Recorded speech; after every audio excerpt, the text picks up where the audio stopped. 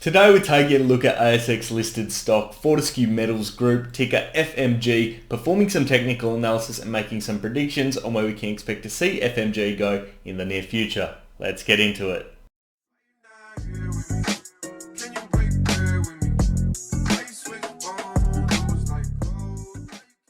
How's it going, guys? Ryan here and welcome back to another ASX stock analysis video. As I mentioned, today we are taking a look at Fortescue Metals Group. Their ticker on the ASX is FMG. And for those of you who aren't aware, they are a major player in the iron ore mining space in Western Australia and expanding obviously globally as well. They're headed up by Twiggy Forrest, and currently they are enjoying the rewards of a rising iron ore price. And obviously we saw massive increases in the iron ore price last year, then a big dip after those obviously big numbers went up. Of course, when something goes up that quickly, it has to also come down. But the recovery has started and FMG are now starting to continue to reap the rewards that they were previously. I do implore you, make sure you do go and check this company out. As a WA boy myself, I think this company is absolutely fantastic. But today, simply all we are doing is performing some technical analysis and making some predictions on where we can expect to see FMG go in the near future. So without any further ado, let's jump straight into today's video.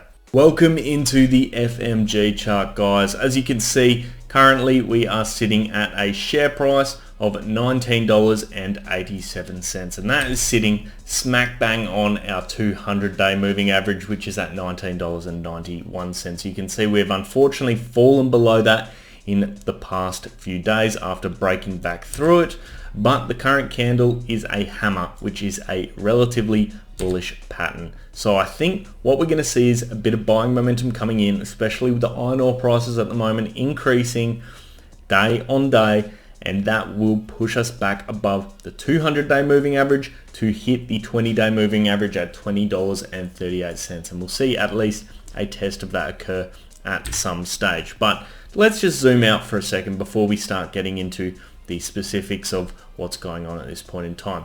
Looking at this point in time, if you just took in, I suppose, the view from where we're sitting now, on April all the way through to February, about a year's outlook, or actually let's go to a year. There you go. February through to where we're sitting now, we had a high over here on the 29th of July. That high was $26.58. Then we dropped all the way down here. Looks like we probably had a low on the 14th of October around about $13.91. And we've recovered back to $19.87. So all in all, still not looking great, but it looks like a bounce could be occurring. So what we need to do is zoom out for a bit more perspective. Given the rise of FMG over the past couple of years, this dip that we're seeing is not an issue. And the reason for that is everything needs to recover at some point in time and relax.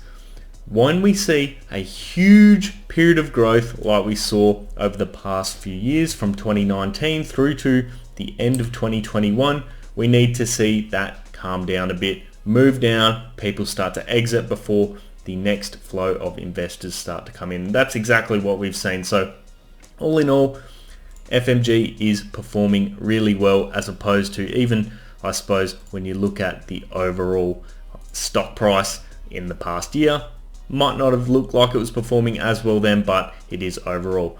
What I've just put in place is our current uptrend line, and you can see that this current uptrend line extends for years. This is our long-term uptrend.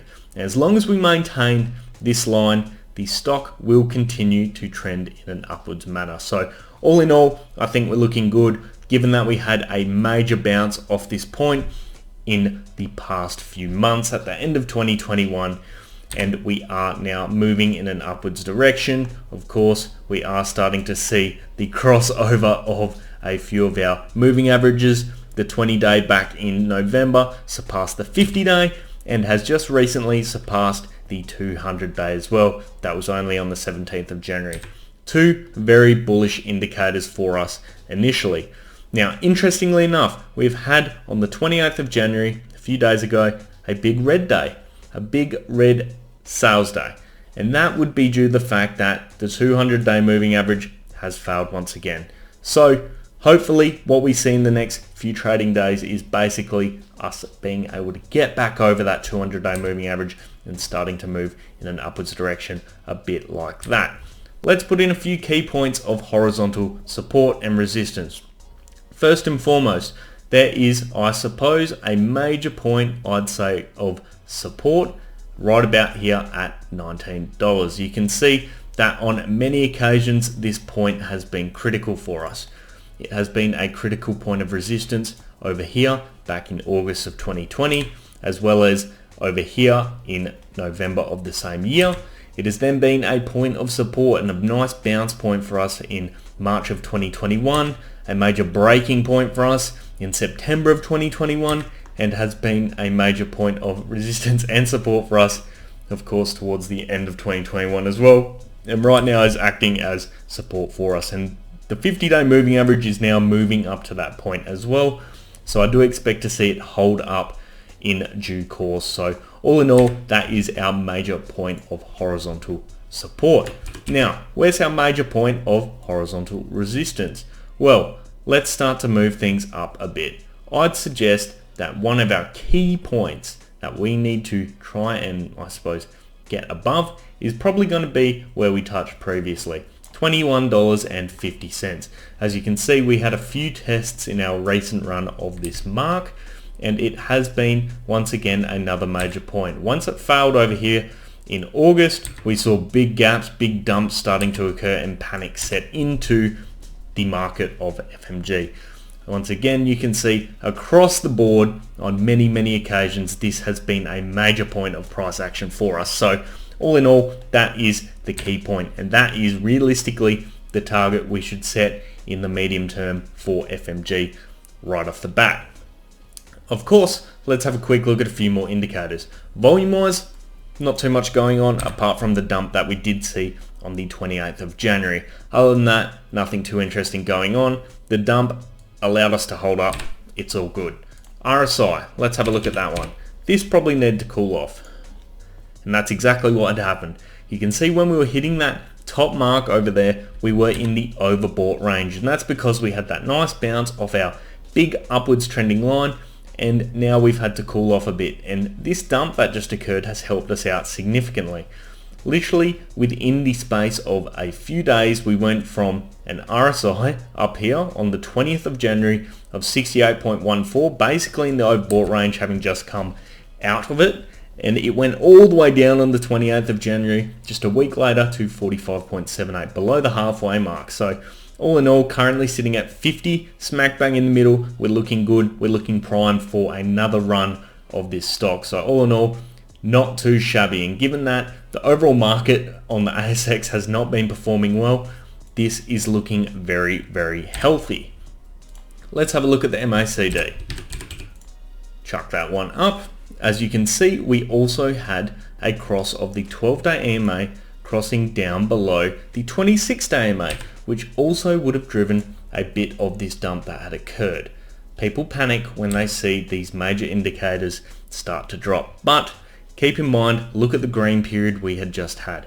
That is not too shocking at all, and I think it looks like we may have seen the peak of our sell-off, as we now do have that little, I suppose, pink bar that's appeared next to the red bar that occurred on the 28th.